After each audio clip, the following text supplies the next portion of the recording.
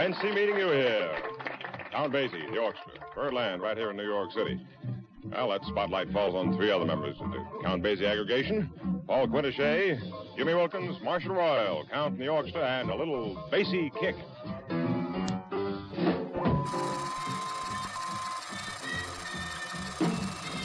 Anyway, at the end of the interview, he gives her a expensive copy of, facsimile of all of P66, basically, which is that one of the earliest copies of John. Pretty cool. Pretty cool. It is second Monday, so for all you wonderful early morning people who have joined me here at 5 in the morning Eastern time, and if you're in Central or Pacific time, 5 a.m. Pacific, if you're in Central or Eastern, you're a wimp. No, seriously, we love you, and we're just jealous. It's just jealous. It's just jealousy from me that here it's 7 for you or 8 for you. So I hope your weekend was awesome. I had a great weekend. Introduced my kid to kites for the first time. Actually, I did that last week. I just, thought, I don't know, you do that as a parent, right? You're just like, I'm going to go buy a kite, and I'm going to go pick my kid up from school, and I can take him out and fly a kite. But it wasn't a windy day. And so, he's running all over the field to get the kite going. He doesn't know. He thinks it's the greatest thing ever. So we had a windy day Sunday after church, and I still had the kites in the back of the car. So we went out to the park, and he got to see his kite. He's like, Dad, it's so high. It was just awesome to see his face light up. And but he's still running with the kite. I'm like, it's so windy, dude. You can just let that thing go. But now he wants to run. So, all right, you go. Never tell a kid how to play, right? It was awesome. Man, I hope you had a great weekend. And I hope you spent it with people you love and people who love you. Look, we've got a great episode for you here today. We're going to talk about some awesome things. First day of the week. We're going to talk about kind of this idea of hearing each other on some level. So we've titled the show, You've Got a Banana in Your Ear, and you'll just have to wait and see what that's all about, because today we're going to take another step together towards following after Jesus. We're going to follow after Jesus together. Take another. It's second Monday, guys. Give me some slack here. We're just going to take another step together towards following after Jesus. Take it away, Chuck. And being willing to be less than the least became the greatest of all. Let us imitate him who was King of Kings and yet a servant of servants. The future doesn't belong to the faint-hearted. It belongs to the brave. Would you turn on my microphone, please? It's right here in the hall closet. Man, I like that, early 1900s talkie voice. It's right here in the hall closet. I wish I could get away with that and, bring that back. It's kind of fun. Why'd that go away? I don't know. We need to, yeah. All right. Anyway, so are you old enough to remember the banana in your ear episode? There's kind of like, I'm not the biggest fan of what's on PBS lately. Pardon me.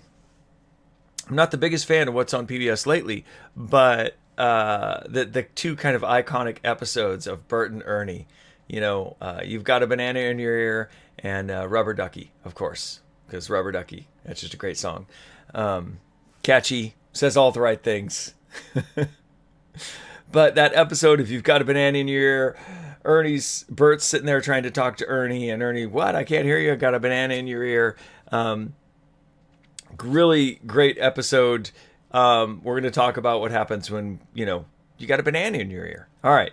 Have we said that enough times? Banana in your ear, banana in your ear, banana in your ear. Say that 5 times fast. Okay, look, what are the 3 things? What are the 3 things that we're focused on if we're going to follow after Jesus together and have a good time? If we're not going to have a bad time, and, a bad time of our own making, and we're actually going to be successful at the following after Jesus part, which might give us a bad time in a different way, but in a way that just shines more Jesus into the world. 3 things. That's what we're going to be focused on. We need to, because these are the big problems that we have. that have always led to our divisions. We need to have better conversations. And we need to figure out how to answer the question of Jesus together, the question, who is Jesus? And have some way of coming up with the same answer. And we need to fall in love with change. And we need to fall in love with changing our heart and our minds. We love the idea of changing our heart or changing our actions or, seeing others a little bit deeper and stuff. But those verses in the Bible regularly say, change your heart and your mind. Renew your mind. The things you think matter, right? They're not everything, but they matter. So have better conversations. Figure out how to answer the question of Jesus together. We're going to look at that a little bit more on Thursday, and then fall in love with changing our hearts and our minds. So today I want to focus a little bit on having better conversations. And that there's definitely some tact and some skill in that, in some sense, in the sense that,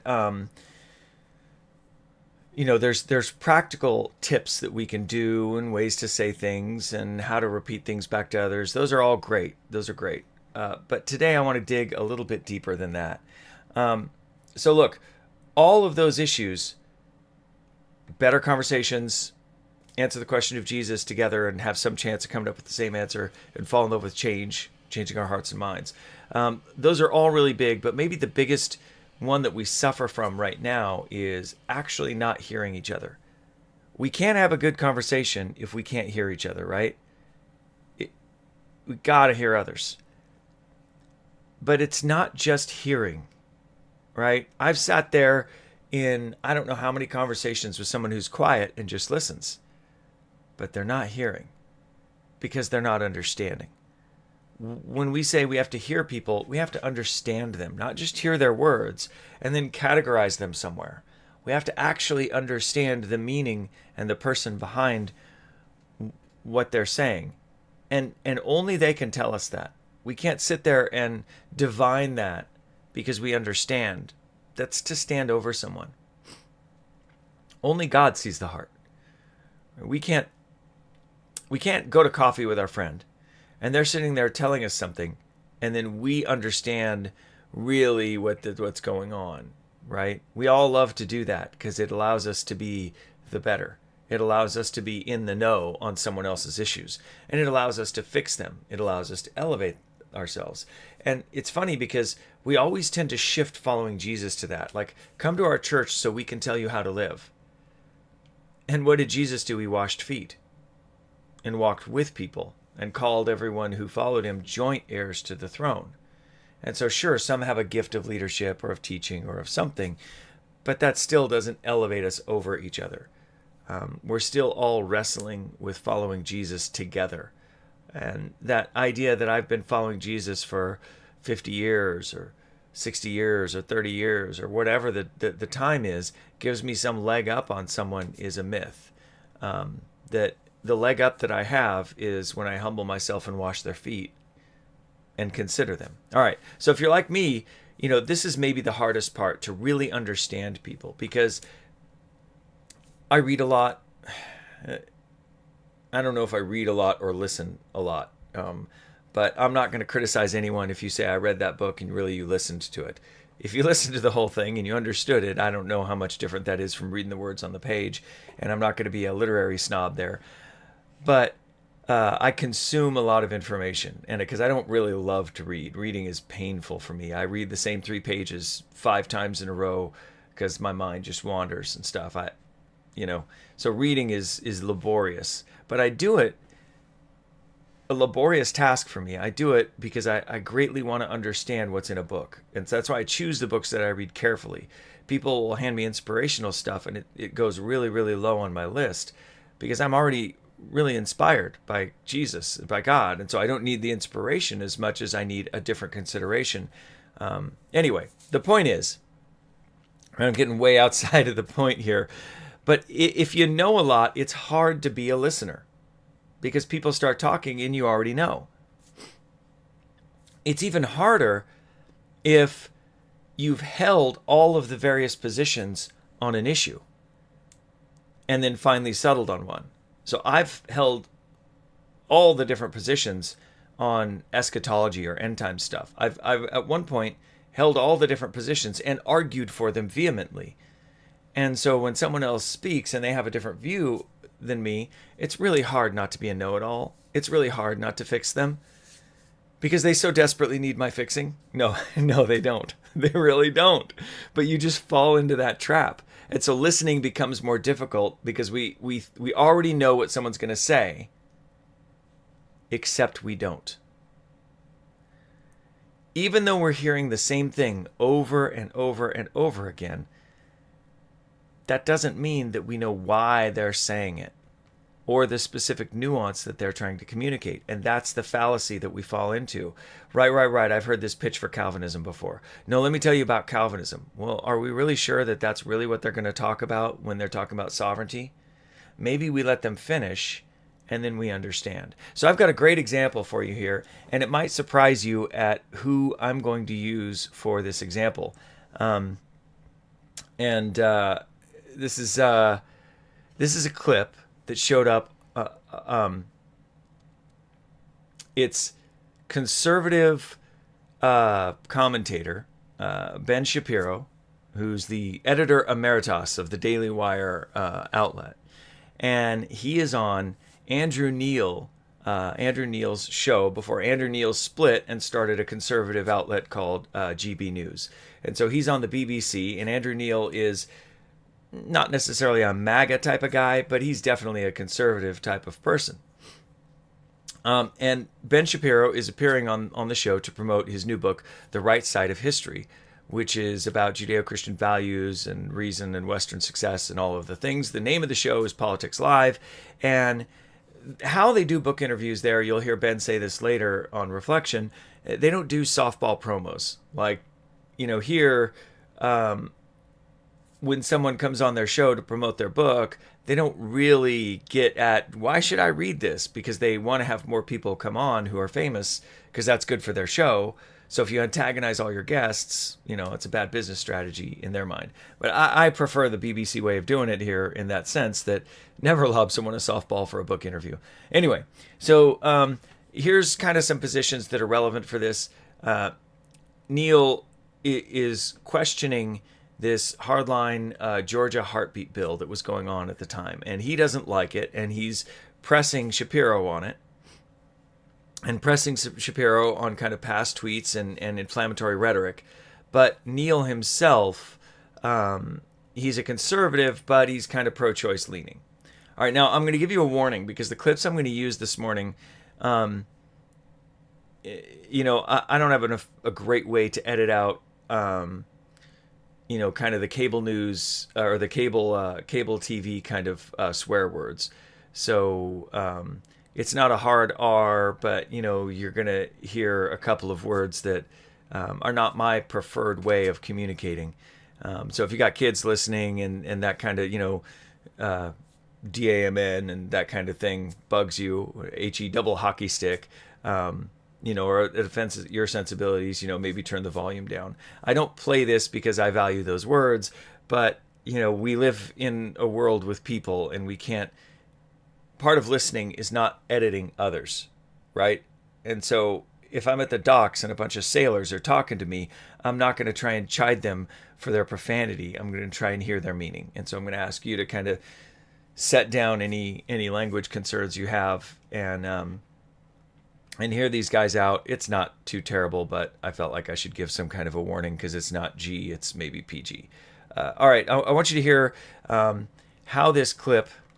Well, that's not the one that was a perfect transition from the studio. And I'll get to the right clip. There we go. Why is it that a bill banning abortions after a woman has been pregnant for 6 weeks is not a return to the Dark Ages? What's your answer? Let's My try answer this is again. something called... Why is it that a bill banning abortions after a woman has been pregnant for 6 weeks is not a return to the Dark Ages? What's your answer? My answer is something called science. Human life exists at conception. It ought to be protected. Now, back to my question to you. You purport to be an objective journalist. BBC purports to be an objective down-the-middle network. It obviously is not. It never has been. And you as a journalist are proceeding to call one side of the political aisle ignorant, barbaric, and sending us back to the Dark Ages. why don't you just say that you're on the left? Is this so hard for you? Why can't you just be honest? Mr. Seriously, Shapiro, it's a serious question. Mr. Shapiro, if you only knew how ridiculous that statement is, you wouldn't have said it. I just asked Really? you a question. And I asked you a question, you failed to answer a single one of mine. Frankly, I find this whole thing a waste of time. If you want to read the book and critique the book, why don't you read and critique the book? If you want to critique me, you can think whatever you want of me. Why don't you frankly, just try and I don't answer care. the I don't frankly give a damn what you think of me since I've never heard of you. And I've never heard of you until I briefed myself for this. But that's not the issue. You have a Then new why the hell book are you out, and interviewing me, it's an interesting book. But my point is, your book claims Well, that it'd be nice if you would society... quote it from time to time. Your book is... Well, actually, I've done so several times, and I'm about to do so again, if you would let me just finish the question. Your book frankly, I don't claims think that this is- you know what? society Honestly- is turning its honestly, sir- back on Judeo-Christian values. Yeah, What are considering those values? considering What are the values it's turning its back on? I'm not inclined to continue an interview with a person as badly motivated as you as an interviewer. So I think we're done here. I appreciate your time. All right. Thank you so Well, much. thank you for your time and for showing that anger is not part of American political discourse. Now, Mr. Shapiro, we'll say goodbye. Ouch. And the snark at the end. Man, that was a huge fail from Shapiro. In case you didn't feel that way, I felt that way. Most of the people who watched it felt that way. Quits the interview. Now, we saw a couple of edited clips of that interview. The interview itself was longer. But let me hit Ben Shapiro's immediate reply before the interview aired. And we're going to hear from Shapiro here in a minute afterwards. But Andrew F. Neal, Twitter handle, destroys Ben Shapiro. So that's what that feels like. Smile, winky face, right? Broke my own rule and wasn't properly prepared. I've addressed every single issue he raised before. See below. Still, it's Neal 1, Shapiro 0. So, that was immediately after the interview aired, or it was recorded. They ran an article, and this is from 2019, May of 2019. And so let's kind of apply some empathy here. Well, clearly Shapiro, oftentimes if you watch Shapiro, you might not agree with his position, but he tends to be a pretty adept debate person and pretty clear on the issues. My actual favorite, if I was going to watch Shapiro, I would watch one of his kind of long form Sunday sit downs. I find them a lot more disarming and actually more conversational. But the point is, if you've been on the news and you're a conservative and you go on CNN or you go on NBC or ABC, they do not treat you nicely or fairly. They ask you very difficult questions. They're after you. And we saw this with the Jordan Peterson interview last week, that, the interviewer came with the presupposition that Jordan Peterson is a bad person. And so sometimes the way others treat us affects how we walk into a room. I've been hammered and hammered and hammered and hammered, and now someone wants to bring up Calvinism again. I am just going to hammer you on this. And we just miss the person. It's this issue, this issue, this issue, this issue, this issue. I am done, man. I'm going to let you have it with both barrels. Or I'm going to rage quit. And that's essentially what Shapiro did. I'm out, man. And that's never a good move. So before we move on and I comment more on this, I want you to hear Ben Shapiro's reply to this. And this is on Andrew Friedman, Fridman. I don't know. My friends always send me this guy. I don't really watch him much, but hey, you got to check out this podcast on aliens. And I'm like, by the way, aliens is not my jam. So feel free to send me alien stuff. Love the sci-fi, not interested in the podcast. That's just me. But anyway, let's listen to Ben Shapiro on Lex Fridman's podcast. Fridman? Is that how you say that? I got to Google how you say that thing, right? Anyway, and hear his self-reflection. You lost your cool in an interview with BBC's Andrew Neal, and you were really honest about it after, which was kind of refreshing and enjoyable. As the internet said, they've never seen anyone lose an interview. So to me, honestly, it was like seeing like Floyd Mayweather Jr. or somebody like knocked down. What was it? Can you take me through that experience? Here's that day. That day is I have a book release, didn't get a lot of sleep the night before, and this is the last interview of the day. And it's an interview with BBC. I don't know anything about BBC. I don't watch BBC. I don't know any of the hosts.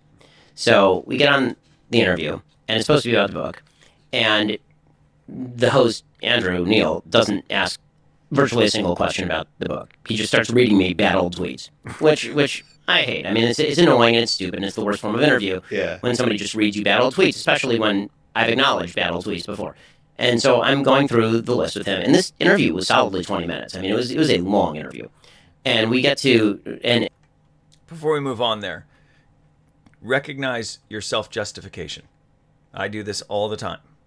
Hey, listen, I know I got a little upset at that, but you, self-justification. It may be true what he's saying, and it's tempting not to say that. But every situation is a fresh situation. Every situation is a new situation. And I make a couple of particularly annoyed mistakes in the interview. So annoyed mistake number one is the ego play, right? So there's a point in the middle of the interview where I say, like, I don't even know who you are, which was true. I didn't know who he was. It turns out he's a very famous person in Britain. And so you can't make that ego play. But even if he's not famous, that's not... It doesn't, right? It's a dumb thing to do, and it's an ass thing to do. So so saying that was more just kind of peak and silliness. So that was a mistake. I enjoyed watching that. It was like, oh, Ben is human. Yeah, glad somebody enjoyed it. So there's that, and then the other mistake was that I just don't watch enough British TV. So the way that interviews are done there are much more adversarial than American TV. In American TV, if somebody is adversarial with you, you assume that they're a member of the other side. That's typically how it is. And so I'm critiquing some of his questions at the beginning, and I thought that the critique of some of his questions is actually fair. He was asking me about abortion, and I thought he was asking it from a way of framing the question that wasn't accurate. And so I assumed that he was on the left, because again, I'd never heard of him. And so, I mischaracterized him, and I apologize later for mischaracterizing him.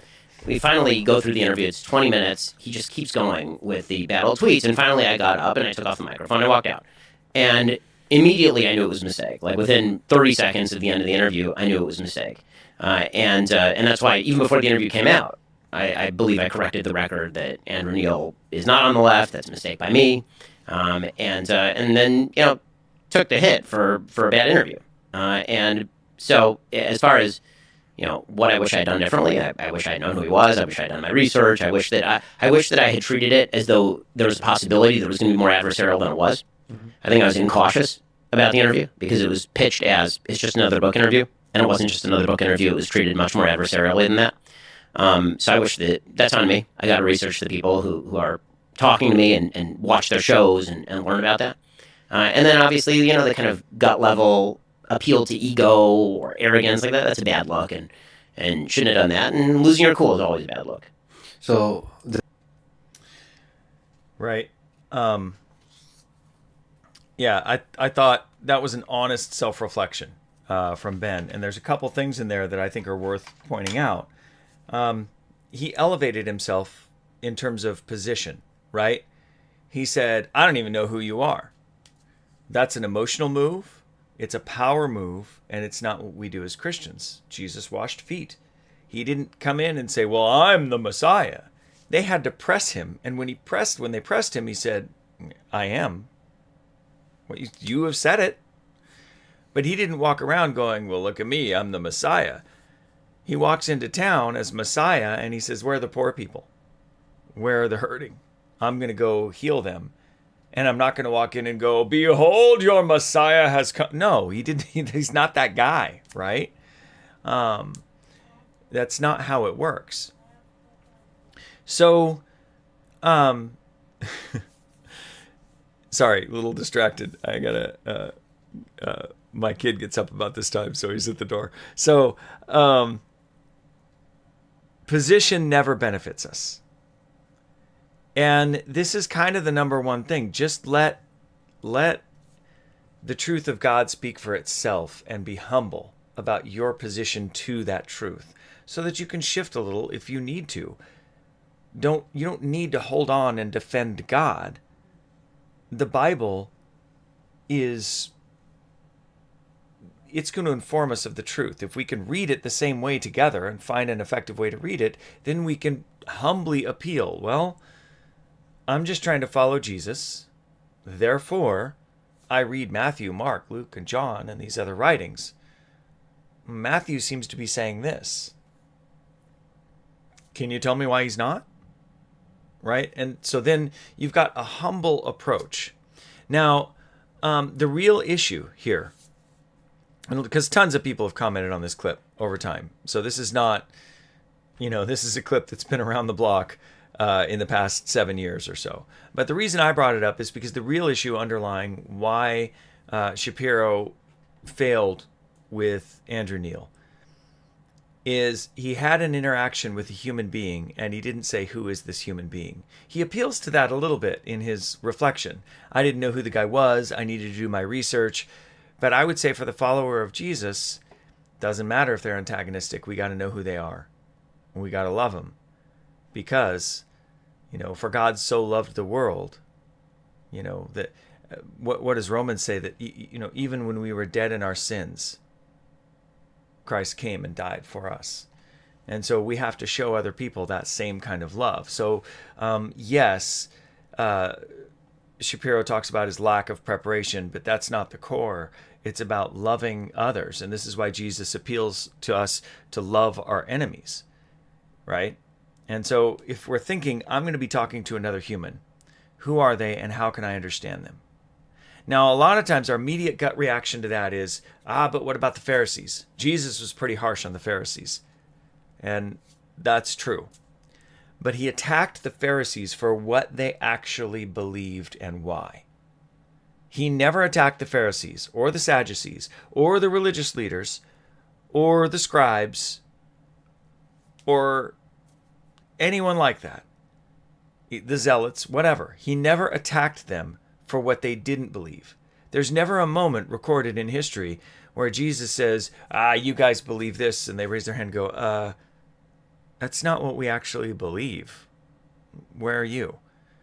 And so we like to think that we can hear the words of someone and know what their goal is. Some of us, if you're a very decisive person, you like to put, when options come in, you immediately calendar them.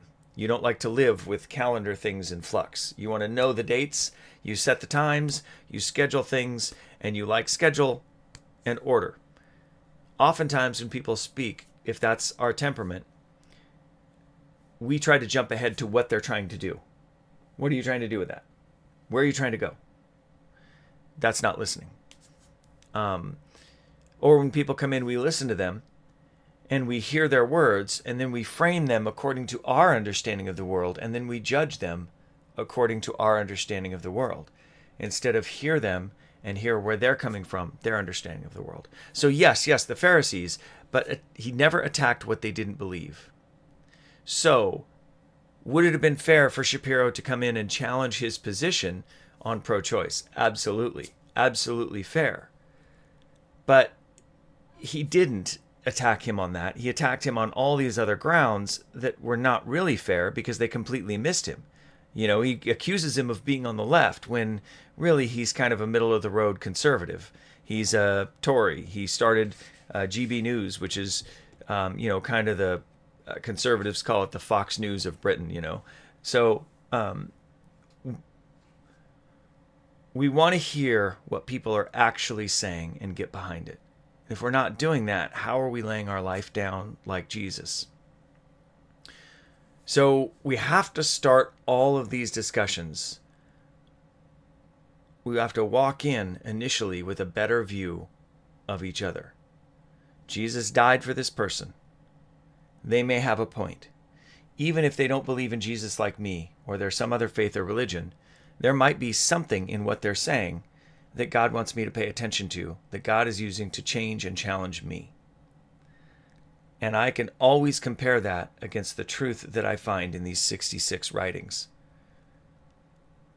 But I'm going to come in humbly because God doesn't need me to get in between him and his adversaries in that sense.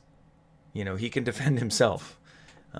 He needs me to demonstrate who he is so that his glory shines not my massive debate skills.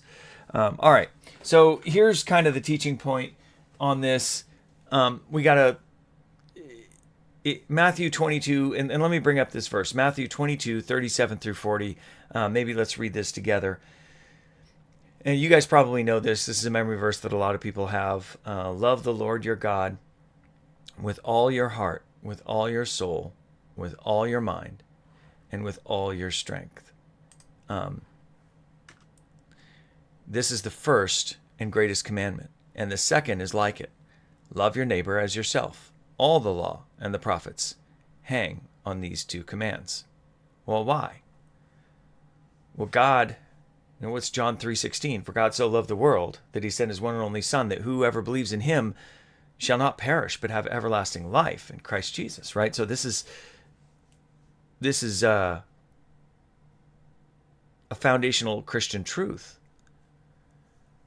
That God loved the world that he sent his Son. And so if we're loving God and we don't love our neighbor, then we're not really loving God, right? Because we don't love what God loves. So we kind of miss the mark there. So how can we love others if we don't have any idea about what they say? When they come and talk to us and we go, yeah, that's non-essential theology, don't worry about it. Yeah, I know that. Or, ugh, this again. Or, oh, you're one of those. Or we hear people and we go, oh, yeah. You know, one of the ones I hate the most is give it to God. Never let yourself say, give it to God. I mean, that's just, what the person hears is give it to God, but not to me. I'm tired of hearing your whining and your whinging. Please move on, right? So what happens when we keep the banana in our ear? And why do we do it?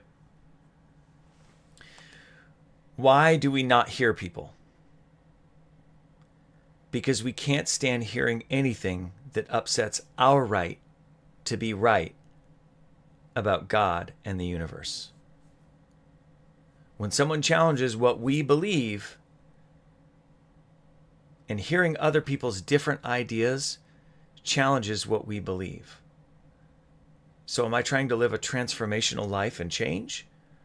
Or am I trying to grab what I can spiritually, hold on to it, and lock it into my heart, and never let God reshape my understanding of him? Love the Lord your God with all your heart, with all your soul, and with all your mind. How many times do we just write the word mind out of the scriptures? You know, God, you won't mind if I don't change mine. We've got to change our minds. We've got to reconsider, and we have to continue to do that. And that's what spiritual maturity looks like. Being able to change, being able to transform, being able to be clay in the potter's hand, both spiritually and in our hearts and in our minds. And so Jesus asked us to take the log out of our eyes, and I'm certainly no Jesus, but I might suggest that we also take the banana out of our ears. If we learn to listen to others and truly understand others, what does it cost us? Man, it's a huge blow to our egos, right? And you mean that I have to consider whether or not someone else might be right and I might be wrong? Do you know how much I've studied this theology? Do you know how many books I've read on this? Do you know how many arguments I've won on this? I win every debate on this topic. Who's impressed? God's not impressed. But I can find myself having that heart as a know-it-all because I've held a lot of different positions in the faith. But I could easily switch. You got to work on that muscle. And this muscle is just a muscle that you get into a conversation, and your defensiveness and our defensiveness and my defensiveness keeps me from hearing someone, and it shifts me over to why am I right, even if I'm doing it in a Christian way. So part of following Jesus with others is giving up our right to be right. And that's one of the keys that really helps us hear people on a deep, deep level and consider them. That's really what it's all about. So to truly understand others, it costs us nothing but time, but man, can it be a big blow to our ego. All right, look, that's where my heart is. I know if you're watching this, that's where your heart is. And God, would you reshape all of our hearts and our minds? We just trust you to remake us in your image. Bring about more unity and more peace. Help us get over ourselves and truly hear and listen and truly understand. Not see people as objectives or opportunities to fix.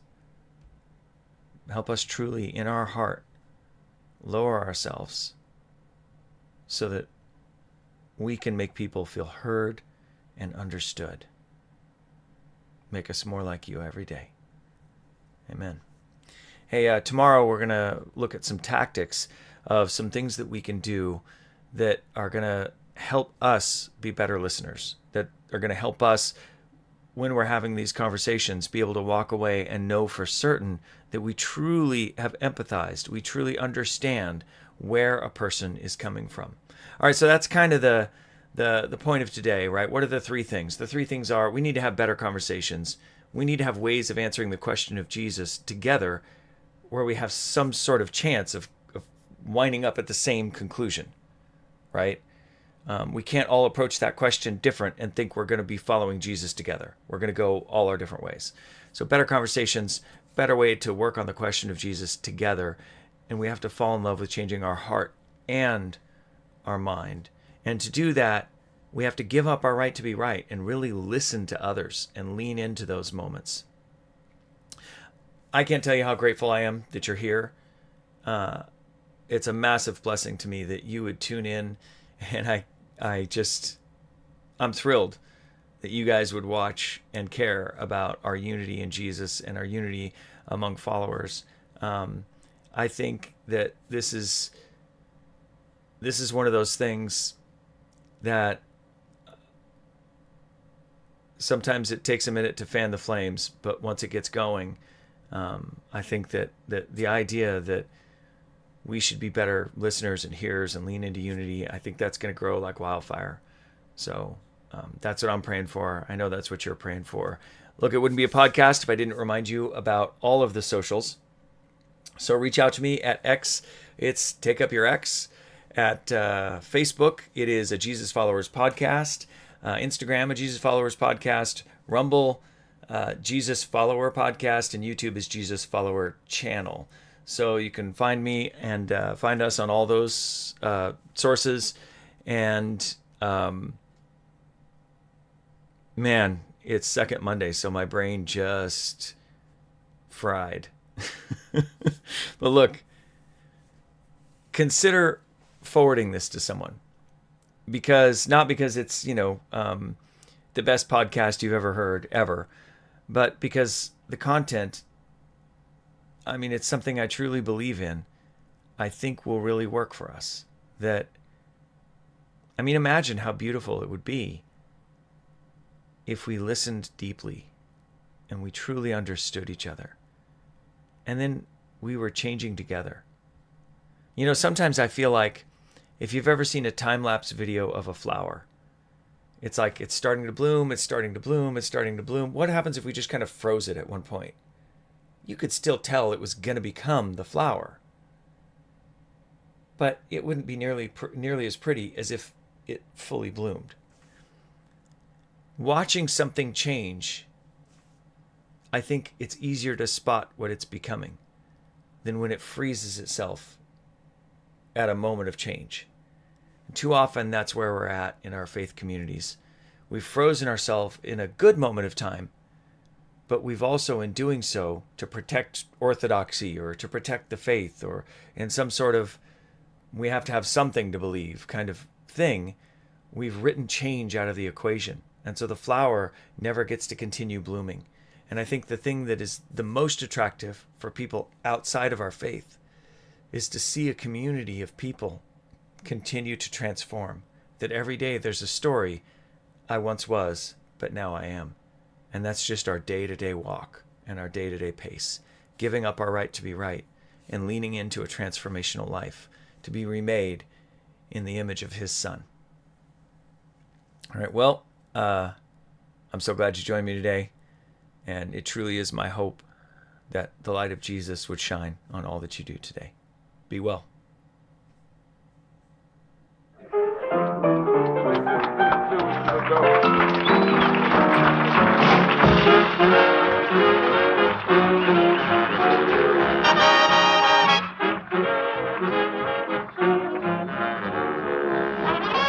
Yes, you now have a concert side table at the fabulous Blue Note, Madison near Dearborn, Chicago's Mecca for moderns, and for the people who play it that way.